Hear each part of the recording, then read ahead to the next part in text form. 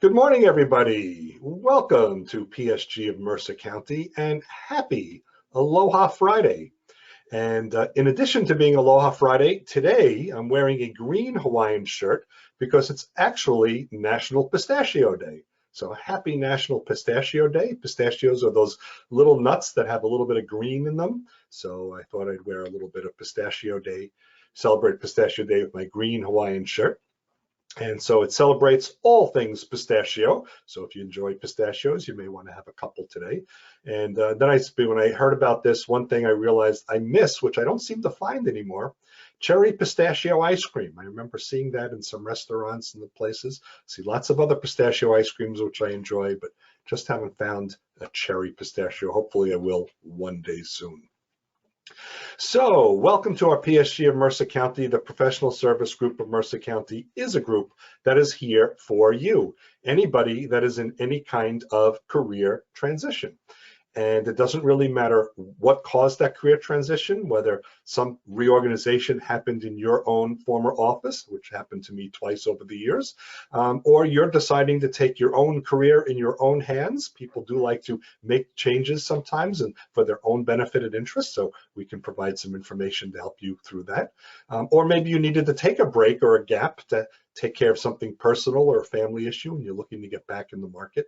We are here to provide information, a little bit of assistance, education opportunities so that you can become more efficient and effective in your own job search.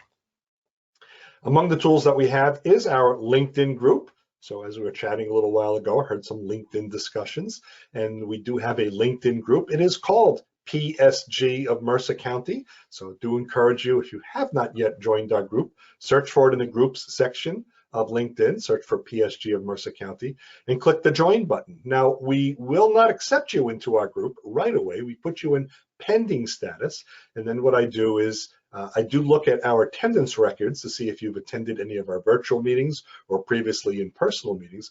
We only let people into our LinkedIn group who are job seekers or who are interested in helping job seekers.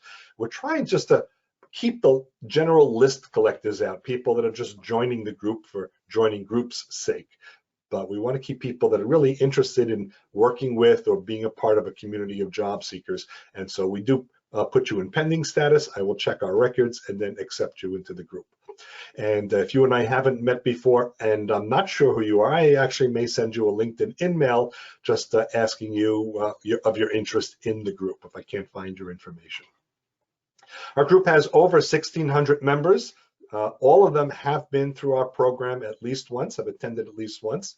And as a member of our LinkedIn group, I encourage you, share articles, job leads, any information that you have, volunteer opportunities, whatever it is, post that in the LinkedIn group and you'll go out to over 1,600 people, over 1,650 people right now.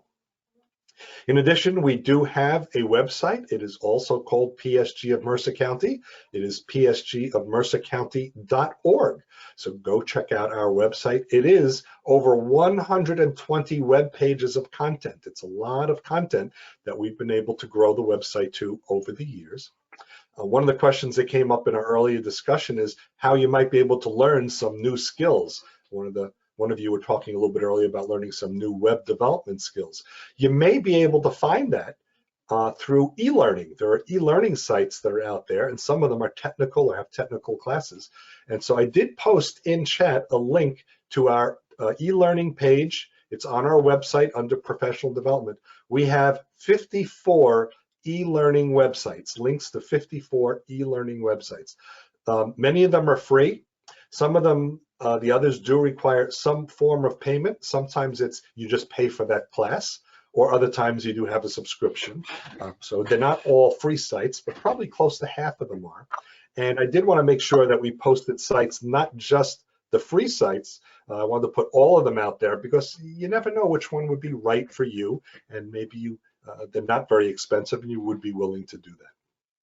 Pay for the class. So go take a look at it. Again, I did post the link in chat, or otherwise look at the website, psgofmercercounty.org. Click on the professional development menu or tab, and then in there you'll see the link for e-learning. So a lot of resources that we're trying to provide our members. And the ground rules once again, I will introduce me. I'm our presenter for the day. And I'm actually not going to do the full introduction because that just sounds to me a little self-serving. Here I am, this is what I do. You guys know me for all the time you've spent online. But I will ask you, please, for the time being, keep your audio on mute. And what we'll do is I'll ask you to put question or type your question in chat. Alan will be monitoring the questions, so thank you, Alan, and he will read the question. Or if you have a question, we could turn on the microphone when we get up to you, and you can ask me the question right through the GoToMeeting, and then you'll turn your microphone off when you're done. Now, what I have in this presentation are like intermissions, logical breakpoints. So rather than saving up all the questions to the end, we'll take, I think there's 2 of them in this program, and we'll have logical breakpoints. Intermissions be an opportunity for you then to ask your questions or me to answer the questions then. And so that is what we have. All right, so I'm going to get myself ready. I'm going to share my screen. Just give me 1 second and we will be ready to go. And come. Okay, looks like it's up. And let's get you in full screen mode.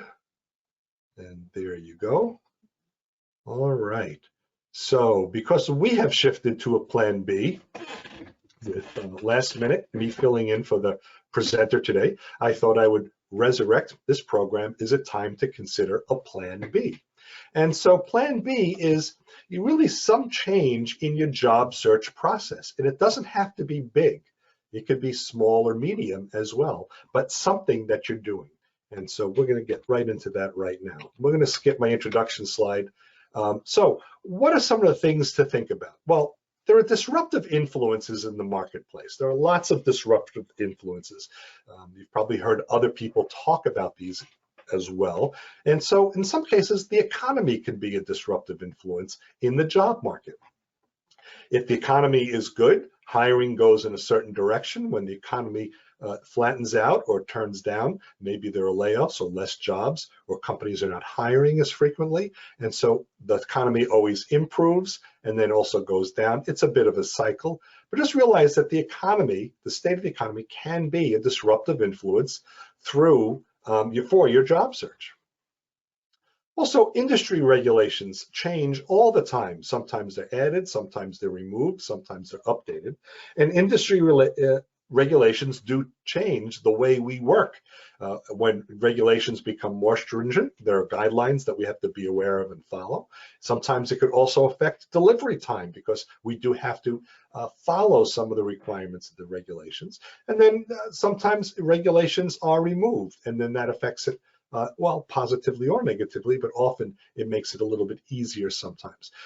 Just because regulations are there, they're not bad things, they're important, but just realize, typically with administrations, government administrations, sometimes regulations change and we should just be aware of what they are.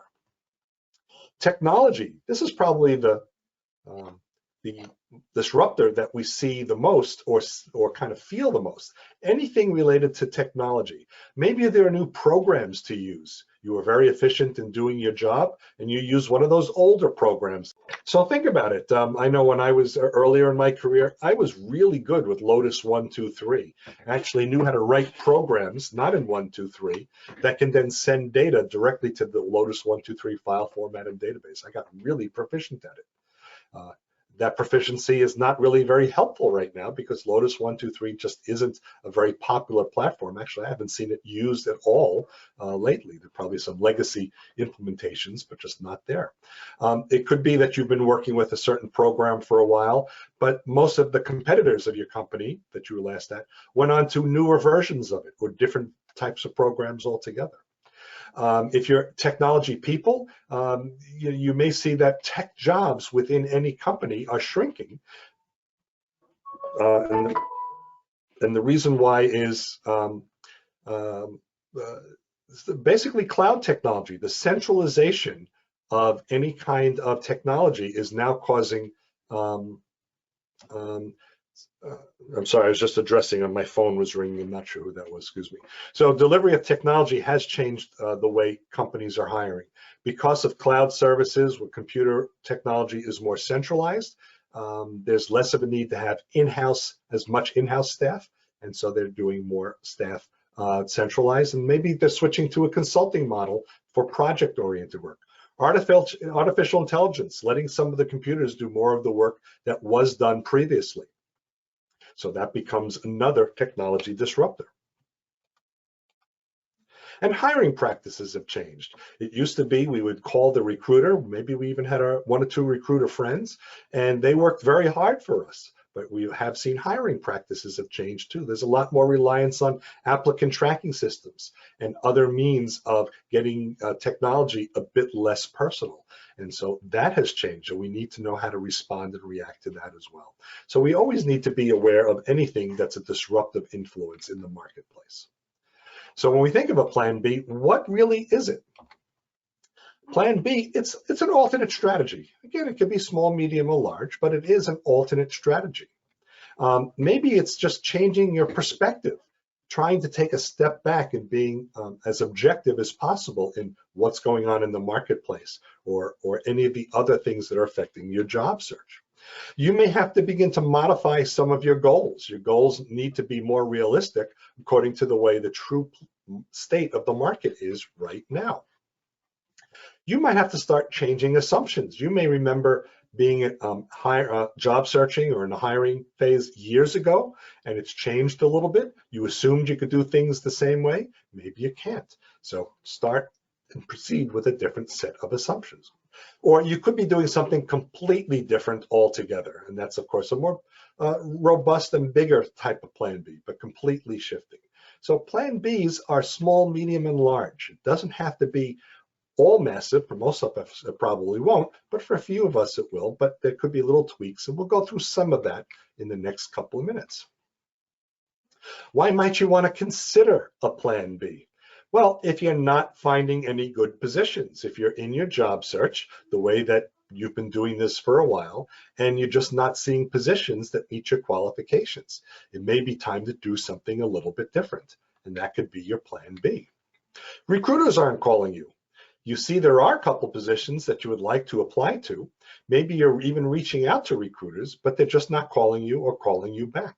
So there's something about the way your job search, something in your process of job search that's just not working well enough to pique a recruiter's interest. You're not getting any interviews. So maybe you are reaching the recruiter or you are reaching internal recruiters or HR people and talking to them, but they're not looking to interview you. So there's something about the way you're doing your job search right now that's not yielding an interview. It may be time for you to do something a little bit different. You get that first interview, but you just don't move beyond it. There's no next step. There's something that the recruiter or the hiring manager learned from speaking with you that's just not a match for the position, and you're seeing that continuously. So you may need to, again, change something in your job search. Or maybe quite simply, you don't really like your old job. You've been doing it for a number of years. You were probably good at it because of the success you've had in your career, but you realize you just don't like it. You want to do something else. And that may be another reason to consider a plan B. And then you start feeling frustrated or disappointed or even depressed. And those are normal feelings. But if that's beginning to happen more and more often, it may be time to shake something up and consider doing something a little bit different. And it may be time for some form of a plan B. Now, there is a cost of staying the course. And that's something that George H.W. Bush used to say, stay the cost, 1,000 points of light, all that kind of stuff. Dana Carvey used to make fun of him. Maybe there's a loss of income opportunity. Well, with no work, there's no income. And so if you're going to be staying the course, going down that path and you're not getting a lot of calls or interviews, you may have to wait a little bit longer and be able to tolerate that loss of income. Without the work, you won't have the income coming in. And then your personal time may not feel as fulfilling and robust to you. If there's less income coming in and there's not another source of income, you'll have to manage your budget and expenses a little bit more closely. So you may not be able to do things that you may otherwise like a vacation or going out more. Of course, the pandemic is keeping us in-house a little bit more also, but it reduces the opportunities anyway. So a little bit less fulfilling personal time. And then that starts to begin to get a little loss of morale, lower motivation. You know, being in a prolonged job search, it gets old after a while. It gets sometimes a little hard to stay motivated, keep your motivation up. We're going to have someone talking about that in a couple of weeks in another presentation. So we think that's very important, finding ways to keep your morale up. But if you're starting to feel that, or if you see that you want to stay the course, just realize that this is something that you may begin to go through. And staying the course may have an impact on your family. If you have family at home, whether it's a spouse and partner or kids, you may start to feel a little down or moody. It may begin to impact them. And they may start to get a little down and moody. Maybe if you're not able to go out to a restaurant as often or go on that annual vacation, and they're going to get a little moody. And then their bad mood makes you feel a little down. And then it becomes a little bit of a cycle. Be aware, it's normal for people to feel disappointed, especially with these sort of life changes that are frustrating. It's normal to feel that way, but be aware that if the cost of staying the course, of moving slowly, people may be impacted a bit by their family, and you may impact your family as well, and be aware. And keep them in the loop to your progress. Hopefully we'll minimize that a bit. So there is our first introduction. So Alan, if there are any questions, and I don't see, okay, there's one. So was Melanie a scam? Melanie was not a scam. I will follow up with her. This was supposed to be a program about how not to get scammed. Hopefully this program is not a scam. And no other questions yet, David. Okay. And I'm going to quickly quiet my phone because it is ringing here. There, good. And good, so if there are no other questions, and there seem not to be, and I appreciate all of your flexibility along with me of indulging me with this program, but I want to make sure that we present something for all of us this week. There we go. When the intermission is over, the curtain opens. So let's talk a little bit about how we can begin to develop that plan B. And again, it could be small, medium, or large, but let's start with a self-assessment. Has the way my job performed, has it changed? Has the way my job is being performed changed? So try and understand if that's the case. You may have done your job for many, many years, or even if you've progressed through your industry, has something in the industry changed? Make sure you try and understand that. Look at yourself, look at the industry and the job objectively to see if there was a change. Do I have the knowledge and skills to do the job right now? Do I know the tools that are being used right now? Sometimes when we're working in one company for a long time, the company, they were kind of static also. They were happy with the tools that were being used and the people that they had, and things worked out well for them. Now that you're getting back into the marketplace, you see that other companies have moved along, moved up a little bit. So do you have those skills, those tools? Do you have the knowledge for the way the job is now? So try and look at yourself objectively and look at the industry and the job objectively to figure that out. Do I know the current laws or regulations? Remember, administrations change as often as every 4 years, and so there can be at high level laws and regulations that are put in place. And separate from administrations, there are overbodies and agencies that do supervise certain industries. Make sure you know what's current. You may be shifting roles, maybe things have changed a little bit, and you just need to be aware so that you can work in those environments. Also, identify your core strengths and your transferable skills. These are often soft skills. So the tools and the skills for the job, those are hard skills. But the strengths and the soft skills, those are the ones that kind of talk about how you do your job. Those are easily transferable, even if you don't have all the hard skill knowledge. So make that list, understand just what it is that you offer, in addition to the specific tools that you know how to use. And then reach out to people that knows you well. And so these are people typically that know you professionally, not personally, because the people that know you personally, they are not good judges of your professional skills. You're perfect the way you are, no need to change. But you need to understand, are there people out there that know me well? You may want to reach out to some of these people and ask them about the state of the market, or what your skill set is, what you are as like as a worker. Reach out and make those lists. Try and delve in and make those lists. And then even think about, do I want to do what I used to do? And if you don't know who these people are, that's Michael Palin, who figured out, I never wanted to be a barber anyway. I want to be a lumberjack. So he was from Monty Python, so it was a lumberjack routine. And we're not singing the song today. But it may be time to do something different. It is time to do something a little bit different, and that will make you happy or make you more interested in the work. So you want to look at that as well. And if needed, take a professional assessment. There are a lot that are out there, Myers-Briggs, DISC, a bunch of them that are out there. We're not going to be reviewing assessments here. You can find some of them. There are coaches that can help you through these. So if that becomes of importance, we can help you in that direction. So look at professional assessments. After your professional assessment, embrace your reality. Realize just where you are. A lot of times when you start doing a professional assessment, or I should say, when you complete your professional assessment, you start to go into a little bit of this Kubler-Ross depression cycle, the stages of grief. And it starts with denial, goes denial, anger, bargaining, depression. But we all get to a point of acceptance. And that's really where you want to do. You want to understand and accept where you are right now, because once you do, then you can move forward and navigate the job market with your current status. And then you get to figure out your own worth and determine what your value proposition is. You want to create a message to your next hiring manager or to the marketplace about you and what you have to offer. And it's not looking back. I've got all these years of experience and technologies that aren't useful anymore. It wants to be looking forward. Here are the skills that I have to help you be more effective in your company. So you want to be more forward looking.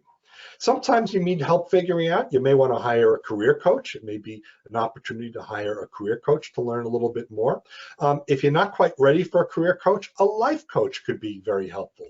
A life coach doesn't so much help you with a career, but is not a therapist. So it's not going back into your whole life and life events, but really helping you focus on where you are at life right now. Or you may be able to ask others what they think you should do. Now, if you ask your family, again, you may not get the most honest, professional-oriented information, because they'll say you're perfect the way you are, or they love you, and that's all wonderful. But maybe some of those people that you thought back to a little while ago of who knows you well professionally. So ask others. And also discuss this with your family. Remember, if you're in a prolonged job search, sometimes they get a little moody too, and it's very normal and it's very natural for them to be that way. So, keep them in the loop, especially a partner or a spouse that you're living with. Kids will get a little frustrated also, but keep them in the loop. Let them know that you are indeed working very positively, and ask them for a little bit more patience. So reflect on your hard skills. Okay. These are skills that really are of technical knowledge and technical training that you have. This is the things that you've done in your professional career, the really direct experience. It could be your education related.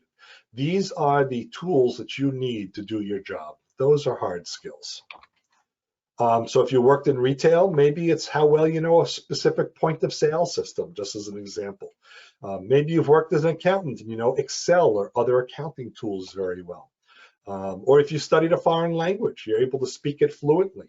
Talk about that as well. So these are some of your hard skills. And you have to reflect on yours. I'm just here giving you a couple of examples, but there's certainly, you have a set of hard skills unique to your profession and training.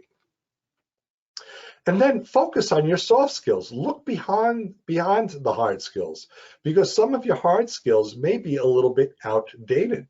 So it's hard to sell yourself into a position when you have old skills, old hard skills, So you want to look at your soft skills. Examples might be, well, teamwork. Teamwork is usually a good example of a soft skill. How you're working well with others, not just the programming and the processes and things that you put in place, but how well you work with people.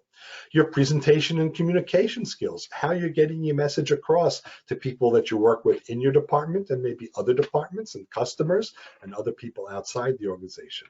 Time management, a very important skill. A lot of hiring managers want to make sure you can do your job and complete it on time. How you manage your time, how you manage your tasks become important as well. Data analysis. More and more companies are relying on data and what the data really means. It's not all numerical. A lot of times it's not only numerical. Lots of different types of data points that you can look at and talk about how you review data, how you read it, how you make sense of it, tell a story, and make decisions based on it.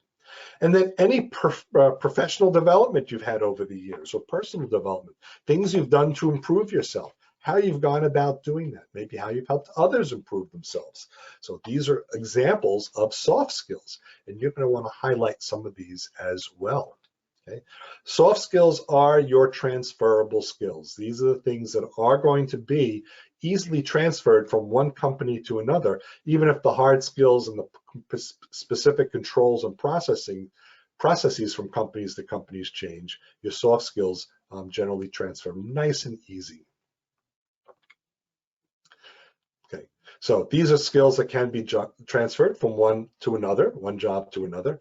They're sometimes called portable skills just for that reason. So in case you've heard that term, maybe that's not uncommon. And these will help position your future value. You're going to be using your prior experiences to help position you for your future value. Certainly when you're applying for any new job, transferable skills are very, very important. Hiring managers are always looking for the things that separate candidates by the things beyond the technical skills. Certainly, if you're trying to find a job in a different industry, when you're changing from one industry or another, you can't talk about the hard skills of one industry that may not easily transfer to the new industry, but the soft skills very easily transfer. Changing your role or position, the same thing. If you're looking to change your role or change your position within the same industry, the soft skills are going to transfer because the types of hard skills may be different in different roles. And where your hard skills have become outdated. And I know that happened to me a number of years ago when I transferred from one company to another. Well, I had to learn a lot of new hard skills, but we talked a lot about my work ethic and things like that was very attractive to that hiring manager. So when your hard skills are becoming a little outdated, that would be another reason to look at transferable skills. So there are different types of plan B. Change something in the way you are job seeking. If you're spending most of your time online, you are actually spending your time in a very void area. And the reason why is Forbes magazine had done a study a number of years ago, I think it was 2016, where they said 70% of jobs that are open are not posted. So if you're spending your time online, you're looking at 30% of the available jobs. You're spending 100% of your time looking at a pool of 30% of the jobs. So instead, spend time contacting people. Reach out to them directly, maybe send an email, make a phone call. Do a bit more networking, join groups like this or attend groups like this. Also begin to create a targeted company list, a list of companies that have positions or can use the skills that you have. So begin to have a more focused job search. Change something in the way you job seeking. Change some of the tools that you've been using. Change up your resume, change your LinkedIn profile, be more active on different social media platforms. And I can't tell you what the best platform is. You have to decide what the best platform is for your audience, where your industry is, where your hiring managers may be. Clearly LinkedIn is one, Facebook is another. Some of the video-oriented ones like YouTube and Instagram are very terrific. You have to find the one that's right for you. So change how you're using some of the tools or change some of the tools. Consider different types of employment. A lot of us get in the mindset that because we've worked in full-time employment with benefits, that's what we have to do. After all, I need benefits. Well, when you think about it, when you're unemployed now, Likelihood is, unless someone else in the household is providing the benefits, you're paying for benefits. You're paying for it out of your pocket, out of your savings. And so that's a bit of a financial disruption. Of course, when you were employed, it was a covered benefit for you, the healthcare and such. So, well, if you start changing the way you consider working, maybe if it's part-time or work as a consultant or work second shift or third shift, do something a little different. Even if you're not getting benefits as part of the job, as part of the compensation, the money that you're getting now can be used to pay for those benefits. You're not using your savings. So look at companies that offer these other types of employment models. They may be very helpful. Second and third shift, those are late afternoons or evenings. My brother-in-law was in that situation a number of years ago. He was laid off by his prior company. He was a manager, a production manager, and he found a company that actually needed a third shift production manager. And that was his way into the company. It was a little hard. He had to flip his days and his nights. When he came home, his kids were going to school, things were completely different, but that was his way into the company. And over time, that shifted and he went back to day shift eventually.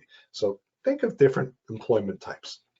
Change roles, change industries, change jobs, change job levels.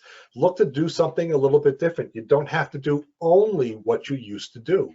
It may be time to do something a little bit different. So look at it more openly, have a wider type of or number of opportunities available to you by being open to these changes. And you may also want to consider starting a business or buying a franchise if that's a little bit easier. People sometimes say, well, I don't want to spend the money to buy a franchise, but actually for some people, it can be more cost effective. Yes, there's a financial investment up front, but the company is already there. The name recognition is already there. You're not spending as much time ramping up the business. Or just start a business on your own. And that's what I did. I'm an independent technology consultant. It's working right for me, and I'm very happy with it. So there may be opportunities like that. These are types of plan B. And ways you can pursue your plan B. Well, take that alternate strategy. Ask other job seekers in your industry or your role about things that are going on. Find out the true state of the industry. Seek advice from employees in your industry or your role. For the same reason, these are people that are working right now, and they can tell you just what the industry is like. Also, very important, keep metrics. Figure out what's working, figure out what's not working, and focus on the things that are working. Because sometimes if you're not aware of what's not working, and you just like it or comfortable with it or used to it, you may be spending a lot of your time in a low productivity opportunity. And where you need, make some changes. Change your perspective of what the marketplace is like. When you ask others what they think about you, you may have a new view of what your value proposition truly is. So ask others. It may be time to take training, take classes, webinars, join groups, things like that, because the technologies that you have that you're good at, the tools that you use may not be as current anymore. And remember, we did put that link in the chat. There's 54 different e-learning websites. That might be a place to start, do some e-learning. Volunteering, and there was a volunteer opportunity placed in chat a little earlier. Volunteering, you don't get paid right now, but you may be able to volunteer with a company or an organization, and you get to use a current skill. You get training, real life training. And also it fills a resume gap because you are working, you're not getting paid, but you're doing something. And so you get to overcome a resume gap. If you need, hire a career coach, a coach or a life coach. A coach can help you objectively give you a little bit of insight into yourself to help you understand or change your perspective. Sometimes subjectively, that's a little hard. Have your resume reviewed. Make sure that it's of the current format, the way hiring managers like to look at it. Coaches or hiring managers can help you with that as well.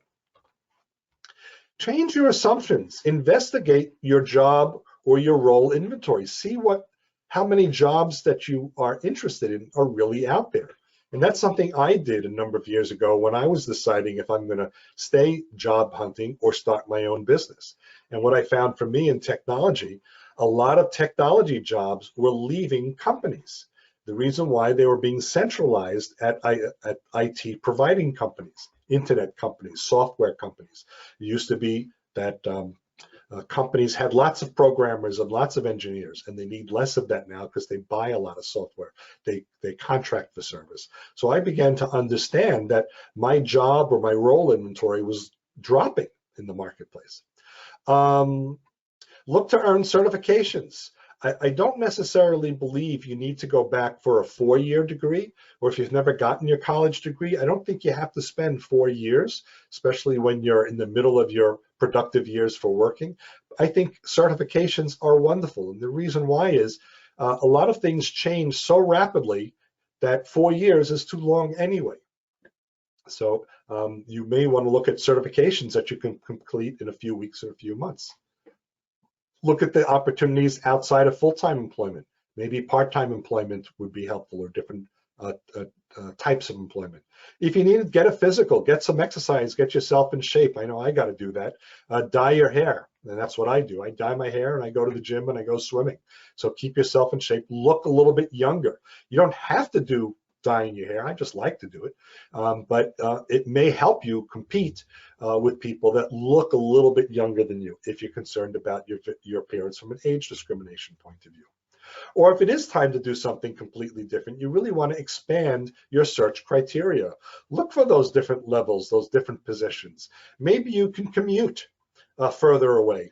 You know, you're able to get in a car and commute further. You had family before, you couldn't have a long commute, you had to be closer to home. Now you can go a little further. Or you're willing to relocate. Some industries seem to centralize into certain regions or areas. It may be time to relocate. Figure out the things that you really like to do. Match up your current skills with the things that you really like. It may be time to change your career. So just be open to those things. So these are ways to pursue a plan B. Okay, it is our second intermission. Any questions? Was there anything, Alan? No, you're doing such a good job. Nobody has any questions at this point. Okay, well, hopefully there are people still on the call, maybe just you and me. No, I see there are over 50 people, so that's good. So yeah, so folks, remember, you could just type the word question in the chat and then ask your question. We can turn your microphone on and ask your question. Or you can actually just type your whole question in chat, and Alan will read it. Make sure you preface your question with the word question. And for those of you that are just joining, again, you are just joining right now, Melanie Hazem was not able to join us, or at least not at the start of the meeting. So we shifted to our plan B, and our plan B was to have another presentation. And our presentation, coincidentally, is about plan B. Okay. So you can see intermission. Good time to get a drink as well from my bottle of water here. Always have my bottle of water ready. Later, I'll get my coffee cup. Okay, so we'll move on. So we'll talk about what are some of the next steps. So make sure you investigate the state of your industry and your role. Make sure you understand really how the industry is right now. Have there been any disruptors? Have there been any changes? And make sure that you're competing properly. Excuse me. And if needed, consider changing roles, change industries, or job level. And you know, there's no shame at all in going back a level. Maybe you were a vice president at some company and you were very successful. There's another company in the industry, a job that you're interested in. It's an assistant vice president position. Well, you know, that could be a real long-term benefit. Yes, you may take a step back in responsibility, but having a little bit less responsibility on day one may mean you can focus a lot more of your time on learning about the way this company operates, their rules, their processes, and it'll ease you better into the position. And then once you flourish, you'll be able to be promoted into the role that you really know that you can serve well in. If you need, upgrade your skills, get those certifications, volunteer to develop new skills and new connections. And I really take that to heart. When I first started my company, I was an independent IT guy that nobody really knew. And I connected with a company called Volunteer Connect. They're not quite active in the same way anymore. And they connected me with a behavioral health organization in Trenton that needed a tech person to do some investigation for them. They needed to find new software to make themselves more efficient and effective. That was right down my alley. I've always investigated software from my prior companies. So I volunteered. I didn't work full time. I probably put in about 40 or 50 hours over the course of about 6 weeks. And in the end, two things happened. They found the software product that was just right for them, and I got a referral, and I got leads and references to other not-for-profit organizations, and about a third of my business is not-for-profits, all because I volunteered one time. So consider volunteering. If you need, start your own business or consider working as a consultant independently. Right? Update your resume and update your LinkedIn profile. Make sure it properly reflects those things that you learned about yourself in your own self-reflection. So I'll tell you my story, and you had bits and pieces of it during this presentation, but I wanted to know if my job function had changed. I was an IT manager. The last position I had, I actually managed 2 data centers in 2 offices, and I had a staff working for me. And prior to that, I managed programmers and had staff working for me. So I wanted to know, had my job function changed? And I thought, not as much. I realized managing is managing in the IT world. That hasn't changed as much. However, companies needed less IT managers. So there were less job opportunities for me. Again, it had to do with centralization of technology as a service. Has the way my job function changed? And I realized IT was becoming, information technology was becoming more of a commodity. It used to be you had programmers in a data center in every company, and each had their own office and their own staff, and that's the way it used to be. But information technology is being delivered as a commodity.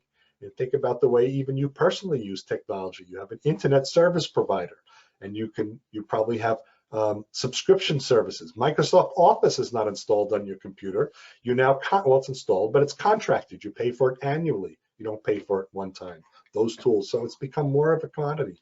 So I realized that that has changed. Did my industry or industry in general hire employees or consultants? And more, they were shifting to consultants, especially project-based. And that's just not information technology. A lot of industries and a lot of roles are becoming project-based.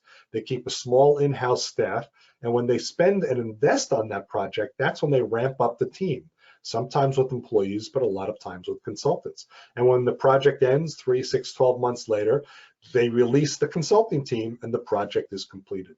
And I realized information technology, that was very prevalent.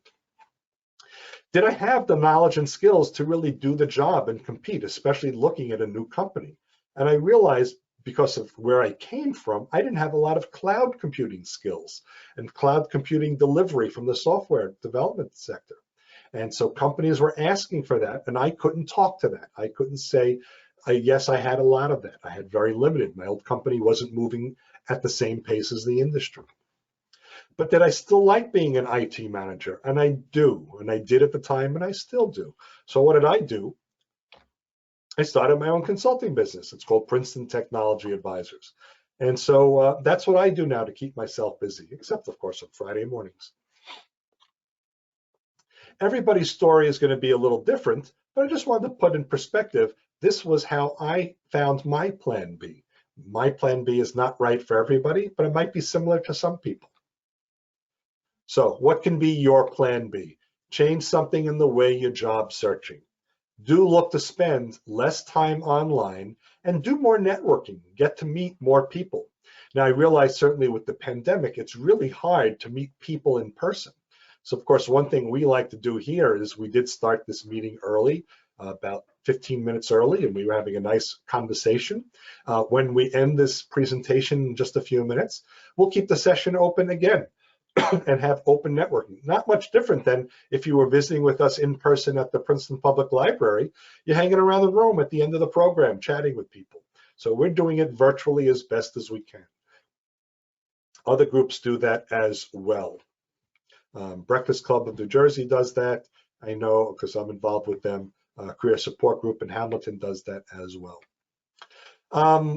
Visit more professional associations. Get on meetup.com. If you have not yet joined meetup.com, please do. If you're not familiar with it, I will let you know. Meetup.com, first of all, is not the world's largest dating website. That is not what meetup.com is.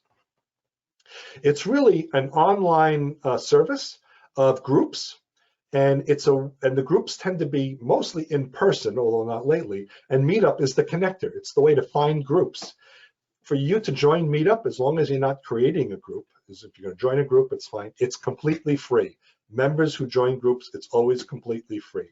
Build a simple profile with some professional keywords. Meetup helps you with that. And then Meetup runs night and day looking for groups that match your profile. And it may tell you there's a project manager group in Bridgewater. Sign up, don't sign up. You decide if it's right or not for you, and start attending. I found a lot of contacts through meetups. Look for a similar role in different industries. As we mentioned before, it may be time to shift industries because what you did is very valuable. A lot of skills, a lot of roles are transferable. Consider different geographic locations. If you are not necessarily bound by the neighborhood that you live in, you may be able to relocate. Not everybody can, some people can. And if you're in that group, consider that. Consider the different types of employment. It may be time to be a consultant or work on a part-time or temporary basis. Find projects that are transitioning out of the old technology they just fired you from. So find projects that help companies transition from the old way of doing things to the new way. One of my first contracting projects was actually very much that. A company was looking to, they had an accounting system, they were downsizing staff, and then what happened was they got rid of too many staff, and now they didn't have enough people to know how to administer the accounting system.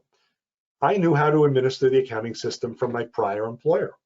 So they contracted me to be an administrator for them on a very short assignment until they transitioned to the new software. That does two things. One is you get paid, you're doing something, you're getting paid as on a contract. The other is you may have an opportunity to learn the new way of doing things, the new software. And now all of a sudden you are getting trained by the company that hired you to work on this old technology because you had the transition from old to new. You're automatically updating your skill set. So consider that. Consider starting your own business. Not right for everybody. It could be right for some people, whether it's a robust storefront or like me, an independent consultant or somewhere in between. But be patient. This does take a little while, but these all have good potential. And changing your plan B, pursuing your plan B is mostly going to be quicker, take less time than just not changing at all. So as we sum up, consider that you may need to make a change in your job search process. Understand the effect of staying the course if that is indeed the path you are choosing for yourself. I'm not encouraging you to stay the course, but if you can tolerate it and you believe there's some potential there, I guess it's okay. Just understand that there is an effect of staying the course. Do perform a good self-assessment. Make sure you understand yourself, your value in the marketplace as objectively as possible. And if needed to start your plan B, ask key questions about the job search process. These are things that are part of your self-assessment. Find realistic answers from yourself, your own reflection, your own research, or from others that you can ask. Your answers will guide you in the path you should take. Your change likely doesn't need to be drastic. Your plan B doesn't need to be drastic, but you'll get some answers that'll help you understand just what it is you may need to make a change to in your job search. And then you can get back into your job search with a renewed vigor because now you know you're able to compete more effectively in the marketplace. So that is where we are. That is our program. So thank you very much. Here's the contact information for PSG of Mercer County. I'm sure you know it, but I just put it up there just in case. I will take questions in just a moment. Now we are recording this, so I am later today going to put this presentation and slide deck and the video in our website. So do look at psgofmercercounty.org, and the upper right side of the screen is going to be a link called Meeting Presentation Documents. meeting presentation documents, and all the information available for this presentation will be right there. Okay, so so any questions right now? I think there were one or two. David, just a comment about the business of consulting. There is a lot of it out there. And oh, by the way, at least some of it does lead to permanent employment, both with the firm that you're working in and or consulting firms themselves. I hope you're all considering it because particularly in IT, but it's not only in IT, there's just a lot of gig work out there. You know, John, you're spot on, and I do a presentation called How to Work as a Consultant in the Gig Economy. I do know it's coming up, I just don't remember when. And so, but that's very much the case. Gig work, companies more and more are transitioning to gig assignments. They don't need to keep staff on full-time for projects that are not full-time or not long-term, and so that's what they look to do. So be very open to working in the gig economy. The other thing is consulting, especially in your field, does help mitigate age discrimination. A lot of times companies, unfortunately, don't hire older workers. There's biases that are out there, and most of it is false. One of the biases that are out there that's actually true is older workers can be more expensive to the bottom line, not just from a salary, because that's not always the case, but the cost of benefits, as companies on an annual or 2-year basis look to update their healthcare and life insurance and other age-related benefits. Those prices go up when the average age of the employee in the company goes up. So a lot of times, one of the ways companies keep benefit expenses down, well, they ask the employees to pay more co-pays, or they bring the average age of the employee pool down. Consultants don't impact that. You're not part of their balance sheet or the employment pool. So they now get your years of experience, your calm under pressure, you've seen it all before that young people may not have. They get all that experience without worrying about if it affects other costs to them as well. So be open to that. So yeah, good point, John. There's another couple of things as you're speaking, Dave. I'm thinking, remember, there's this business of us. What does this company look like to us? Now, you can go through a whole interview process and you get something, okay? There's nothing like being in there, even virtually, 7 by whatever, to see what are they really like, okay? And that may not be the same as what they'd like you to think they're like. One based on interviews, or two based on, the corporate culture on their website. It's always the case. We think about, is the company, am I a fit for the company? And that's the way we think, because that's the way they're going to hire us. But there is the flip side, is the company a fit for me? And so one thing with consulting is it's kind of a try before you buy. Also, you may say, I don't want to be a consultant, but I do want to be a consultant if it's an opportunity to be hired, contract to hire. A lot of people are more open to that. A lot of times, contract to hire isn't figured out until the contractor starts working. And I know in the early 2000s, I had a project going on. I brought in 3 consultants. It was about a year. It was a 13-month project. When it was over, I hired one of the people. And that was in the early 2000s. And I left the company in 2012, and he was there a few years after me. He just did very well there. So it wasn't a plan. We weren't looking to hire somebody, but once we had this good worker, we knew we would get value out of working with him. So yeah, keep open to consulting. Even if the contract to hire is not said up front, it may turn into one of those as well. I see Kathy has a question. Kathy is curious, how long was I searching before I shifted to a plan B? How long did it take me to decide on a plan B?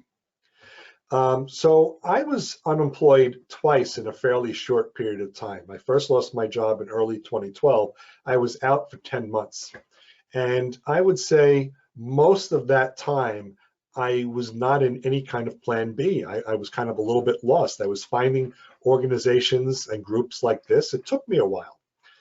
So probably 6, 7 months. I was getting very few interviews, and I just assumed I was a good worker and I would be hired, and that wasn't happening.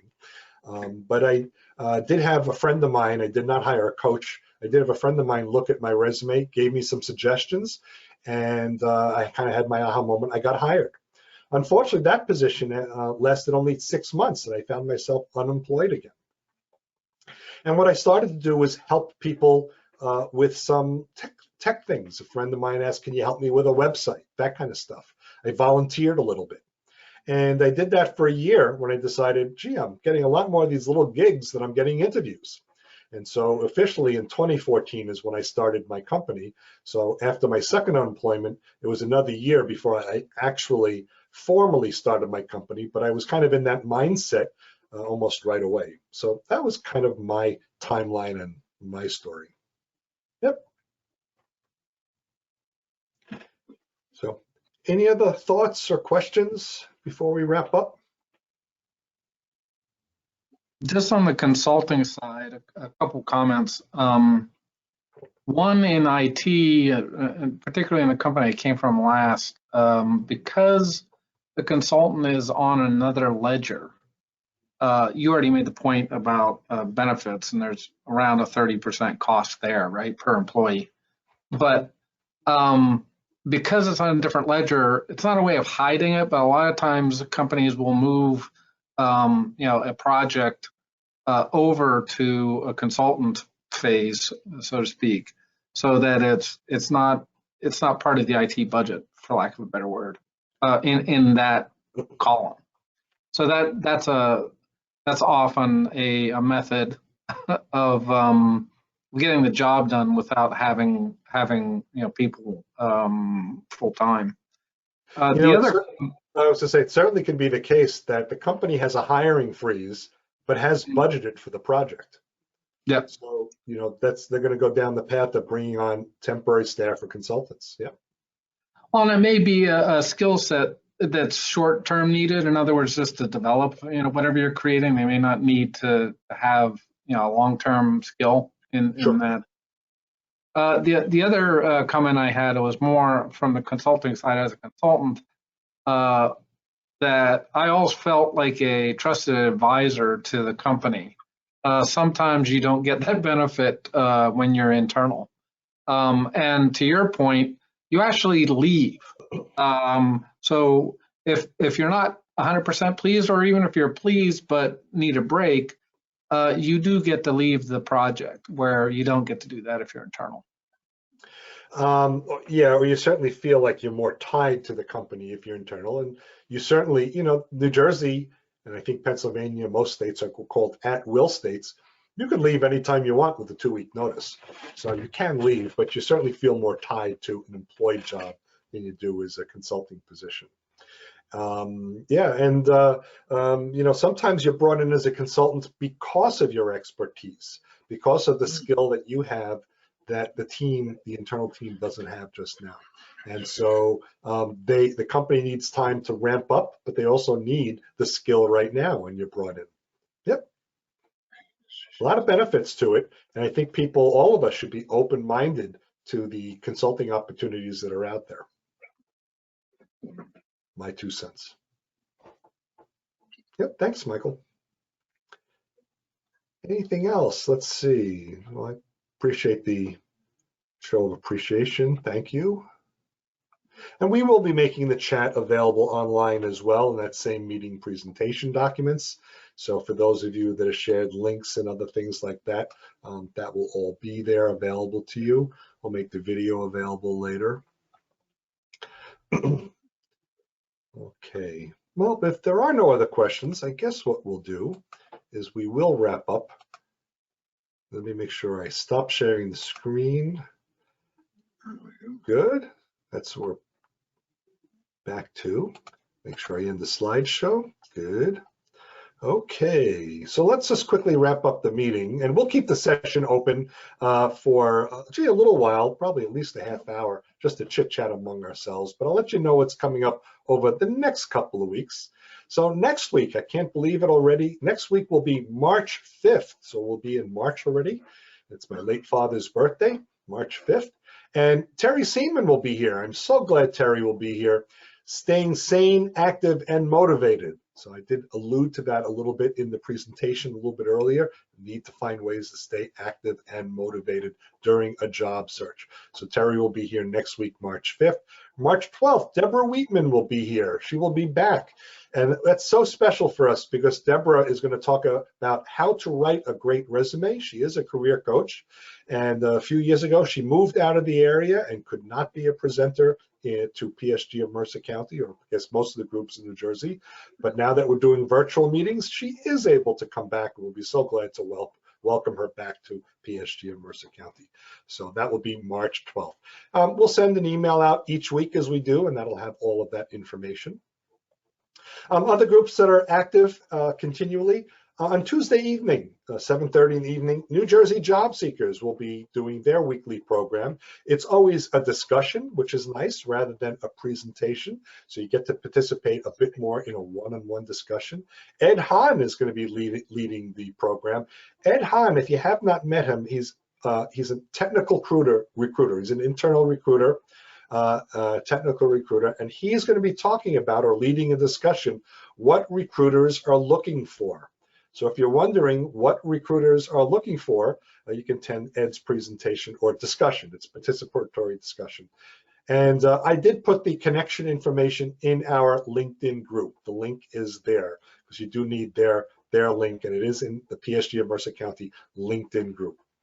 That's Tuesday at 7:30. PSG of Central New Jersey, one of our cousin organizations, meets every Monday. They meet Mondays at 10:30 in the morning, so you can connect to them, get more information at psgpnj.biz, psgcnj.biz. And our other cousin organization is PSG of Morris County. PSG of Morris County is meeting Wednesday at 9:30 in the morning. And they will welcome you as well to their virtual meeting, psgmc.org. So go check out those groups.